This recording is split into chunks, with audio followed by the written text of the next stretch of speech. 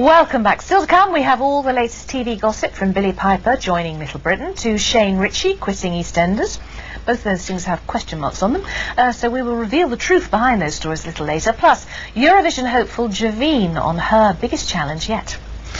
Now though, incontinence is a condition usually associated with the elderly, but in fact a staggering 1 in 3 adults have problems controlling their bladders, younger adults, and women are 4 times more prone to it than men.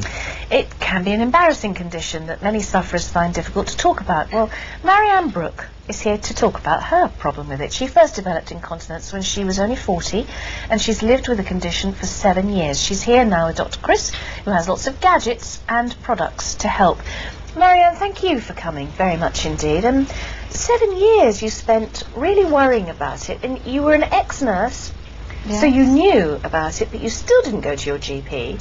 No, I thought I could tackle the problem myself. What did you think the problem was?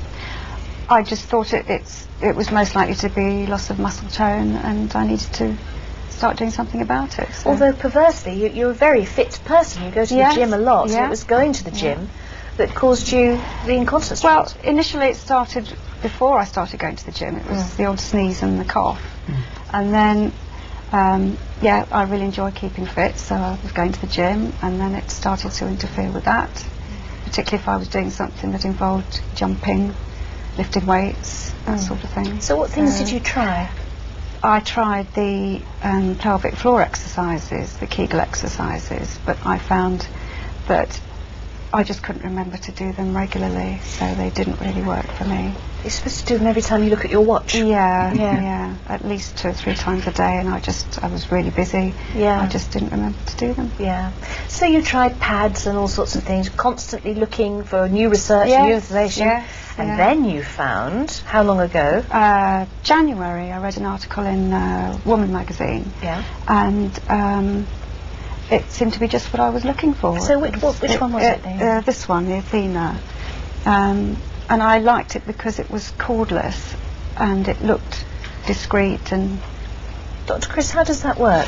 Well, what you have to remember is that this is a weakness and loss of power of the muscles that lie across the bottom of your pelvis, like a hammock of muscles supporting the bladder, the bowel, the uterus, etc. Of course, yes, they get weakened through your pregnancy, childbirth, menopause, family as well, family history. If your mother or older sisters have had it, you might be prone to it. Was it in the family at all? Not that I know of. I not don't know. That you know, obviously, because people don't talk about it. So you don't know if mum had it or the elder sister's got it. So the device she's used, called Athena, this is the latest device. It's a remote control device.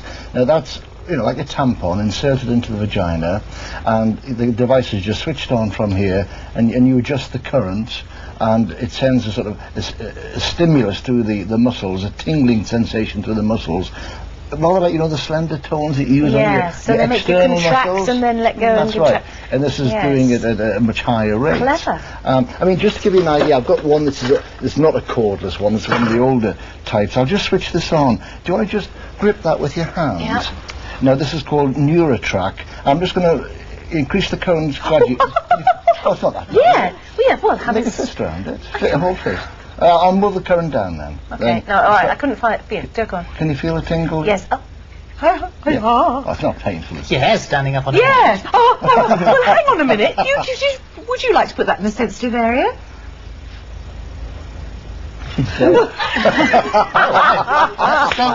Was it uncomfortable? No. No? Oh, no. In fact, obviously you're going to make sure that you're using a voltage that is comfortable for you. So it wasn't something that you found difficult to get used to. No, not at all. And there is a suggested setting that you start with, and obviously everybody's different, so you can adjust. So how many times a day did you use yours? Twice a day, 15 minutes.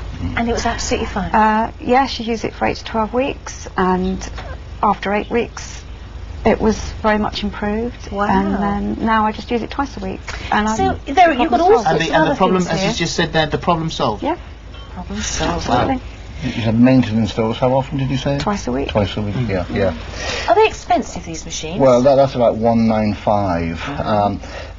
but you see, you've got the convenience, the remote control, etc., and adjusting the frequency, the strength of the current going into the muscle. The patient's not responding. Well, thank you, Dr. Chris, and thank you very much, Marianne. That was very good of you, and I'm glad it is all solvable. Totally solvable, so you don't have to suffer anymore. And as you said, you weren't embarrassed. You felt annoyed, but it was something that you could get a handle on and sort it out. Heading for a break now. Still to come, we've all the big news from the small screen. Sharon Marshall and Paul